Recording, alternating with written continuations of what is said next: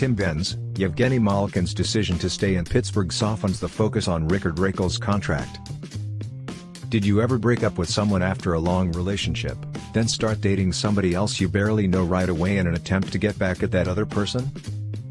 Did that new relationship immediately start with a $30 million prenup? That sort of feels like what happened when Pittsburgh Penguins general manager Ron Hextall signed forward Rickard Rakell a few hours after it became known that Evgeni Malkin was about to enter free agency. I'm not going to suggest Rakell's signing was done totally out of spite, but I'm also not going to rule out the possibility that some may have been present when Hextall made the final call to Rakell's agent. I could hear the conversation sounding something like, "Okay. Gino's out. What did you say Rock wanted? 30 million over 6 years? Done. Would he be interested in wearing number 71, as well?" Alright.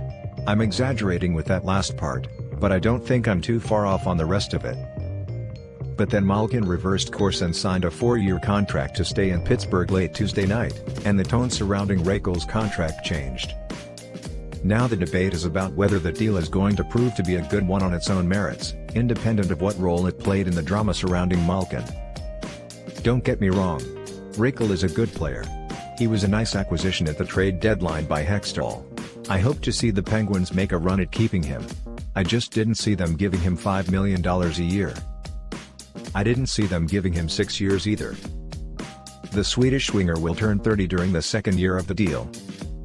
After back-to-back 30-goal seasons in Anaheim in 2016-17 and 2017-18, Rakell's 20 goals last year, 4 with Pittsburgh in 19 games, were the most he has been able to muster. He has not totaled more than 43 points since his career-high 69 points in 2017-18. Rakell did show some decent chemistry with Sidney Crosby when the two were on a line together. But it seems a bit optimistic to assume there's a lot more to tap from Rakell than what the rest of the league has seen in his first 10 years. At least not to the degree that the Penguins were perhaps bidding against themselves with this contract. To some extent, that appeared to be the case because I can't imagine Rakell's representatives would have swayed their client away from unfettered free agency to tether him to a city that he barely knows, with a team that hasn't won a playoff round in 4 years. Whether it was the $30 million total value or the 6-year term, Rakell must have thought that was better than he was going to get anywhere else. In Pittsburgh, it's clear Rakell was Hextall's fourth priority. After extending Brian Rust and then Chris Letang. After trying to work out a deal with Malkin, what Rakell seemed to get was the lion's share of the franchise's salary cap leftovers. That is until more money was pulled from the Penguins' remaining $10.3 million in cap space, so Malkin could sign a contract worth $6.1 million per year about 24 hours later.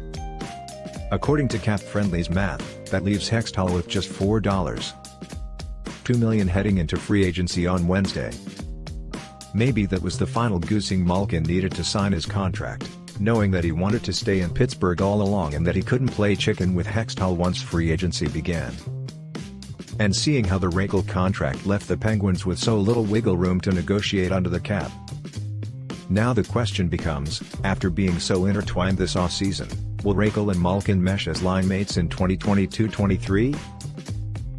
In a recent conversation with Trib Live's Seth Rorabaugh, president of hockey operations Brian Burke insisted that the team's reaction to Malkin's initial decision to pursue free agency wasn't negative. That proved true.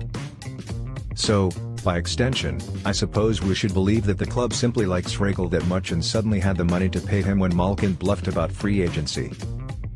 While Rakell wasn't necessarily chosen over Malkin per se, it would have been perceived that way by the hardcore, Gino-bot subsection of Penguins fans who can't wrap their brains around the concept of a Penguins roster without Malkin on it. Fortunately for them, they won't have to for 4 more years. Now, ironically, Rakell and Malkin, together, could go a long way toward helping the Penguins get out of the first round of the playoffs for the first time since 2018.